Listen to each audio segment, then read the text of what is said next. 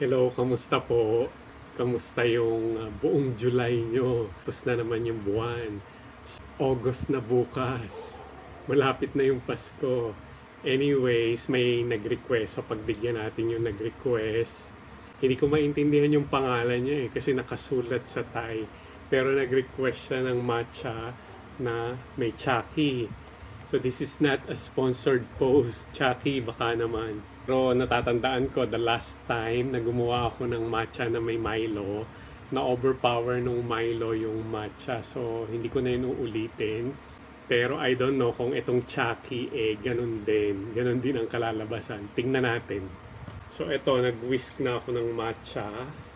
Hindi ko na siya lalagyan ng milk kasi medyo milky na rin yung flavor nitong Chucky So, ilalagay ko na lang itong Chucky dito sa glass. Ayan. Ito na yung Chucky mga katoto. Tapos ilagay ko na itong matcha. So, ayan. The matcha. Yung chocolatey yung kulay niya. Hindi mo na maaninag yung kulay ng matcha.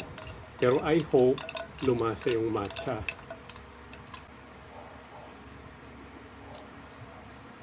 Okay naman siya. Lasa mo yung matcha. Pero mas nangingibabaw pa rin yung Chucky. Yung chocolatey flavor mas nangingibabaw. Pero mas nalalasahan yung matcha dito kumpara doon sa Milo. Masarap. Pwede ko siyang ulitin uli. Ang bilis ng panahon, di ba? August na bukas. So, susunod November months na. So, ano na, Pasko na. Matagal din tayong hindi nakapagkwentuhan. Pero, let me share something lang. Ito, narinig ko lang to kay Robert Greene. Sinabi niya na, nobody gives you something free. They're wanting something in return. And so, it's always better to pay people and pay them well for their services.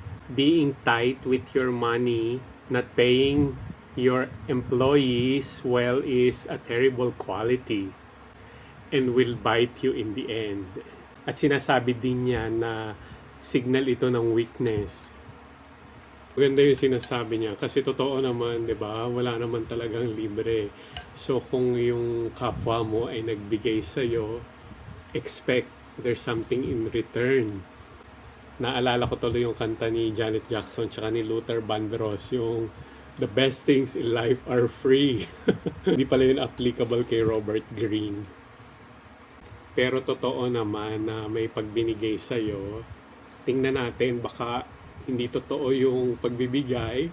Baka may hinihingi palang kapalit. So, we better watch that. At saka especially kung halimbawa nagninegosyo ka, may inabala kang tao o may kinumisyon ka to do a job, to do yung work, kinakailangan mabayaran sila ng nararapat, ng sapat, 'di ba? Papalitan mo yung energy na inexert nila, na ineffort nila.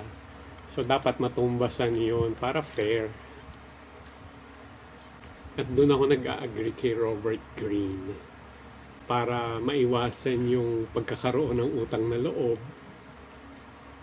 Ibalik natin sa kapwa yung mga nararapat na kabayaran mo sa mga extra effort nila, 'di ba? Agree ba kayo doon? Pero may point naman si Robert Greene, 'di ba? But anyways, i-shout out ko na lang yung nagpapa-shout out. Shout out kay Yadak, kay Rinsu, kay Noah, kay Cairo Marius, kay Nico, tsaka kay James Robles at James Batumbakal. Salamat po sa patuloy niyong pagsuporta sa Toto Bruce at sa palagi niyong panonood. Mag-iingat po kayong lahat. Paano? Happy weekend. And this is another day in the life of Toto Bruce. Bye everyone and keep safe.